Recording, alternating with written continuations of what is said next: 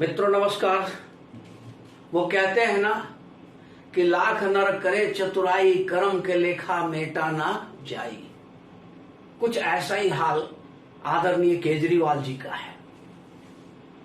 सातिर केजरीवाल जी ने बेहद सातिराना अंदाज में अपने राजनीतिक जीवन की शुरुआत करी।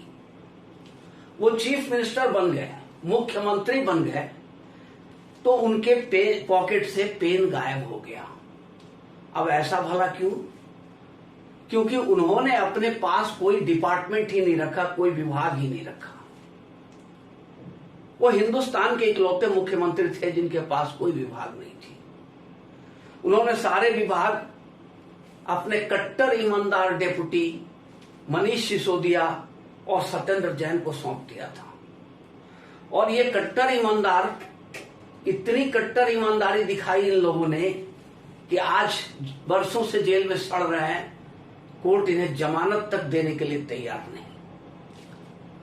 अब इसमें भला केजरीवाल जी का क्या कसूर है?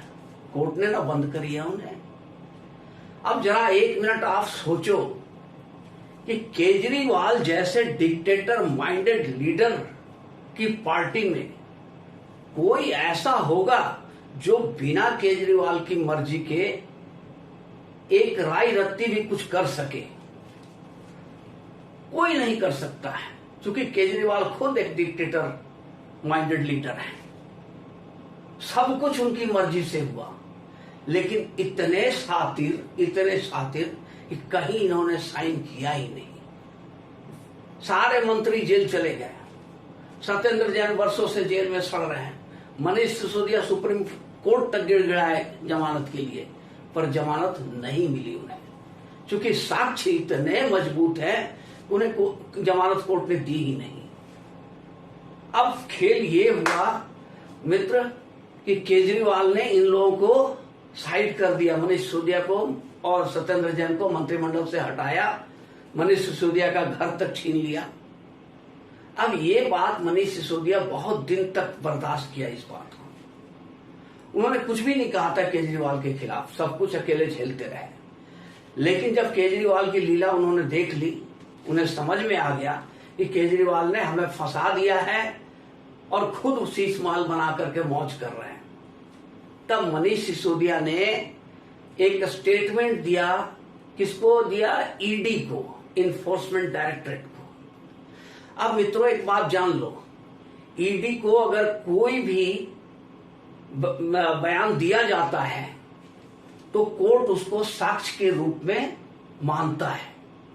पुलिस में, सीबीआई में जो भी बयान दी जाती है उसका वैल्यू नहीं होता है, क्योंकि फिर उसको 164 के तहत मजिस्ट्रेट के सामने कलमबद्ध कराना पड़ता है।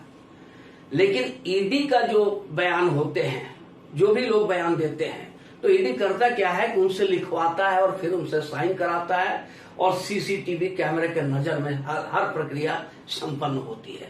इसलिए कोर्ट में ईडी के बयान को एक साक्ष्य के रूप में माना जाता है। अब मनीष सिसोदिया ने अरविंद केजरीवाल का सारा पोल पट्टी ईडी के सामने खोल दिया कि सब कुछ केजरीवाल के चलते ही हुआ है, इनकी मंशा से हुई है, इनके निर्देश से हुआ है, और हम लोगों ने जो कुछ भी करा है वो सब इनके कहने पर करा है। हर मीटिंग में केजरीवाल शामिल थे और सारा प्लान सब कुछ केजरीवाल जी का ही था, हम लोगों ने सिर्फ एक्सिक्यूट किया है। अब मामला ये हुआ कि जो केजरीवाल अभी तक अपने आप को फन्ने खां समझ रहे थे कि हम बहुत तेज हैं, बहुत दिमाग वाले हैं, बेहद सातिर है और सारे लोग फंस जाएंगे, लेकिन मैं नहीं फंस सकता।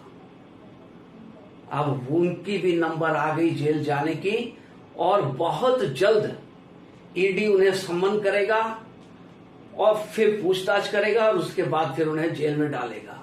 और एक बार ईडी ने उन्हें जेल में डाल दिया तो फिर निकलने में बरसों लग जाएंगे। आज कितने लोग सड़ रहे हैं, नवाब मलिक से लेकर सत्येंद्र जैन से लेकर मनीष सिसोदिया तक। अब नंबर केजरीवाल का आया और केजरीवाल भी सड़ेंगे ही जेल में। दूसरा इनका शीश माल घोटाला जो था, वो तो इनके अपने घर की बात है, उसमें भी ये जाएंगे।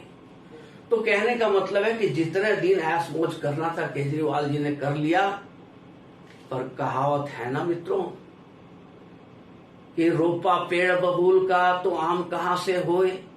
जब आपने इतने सारे कुकर्म किए हैं तो फिर शुभ फल मिलने वाला कहां से है।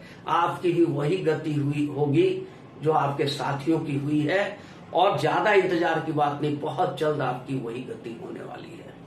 तो मित्रों, अगर ये वीडियो आप लोगों को पसंद आया हो तो इसे लाइक करेंगे और चैनल को सब्सक्राइब करेंगे। धन्यवाद।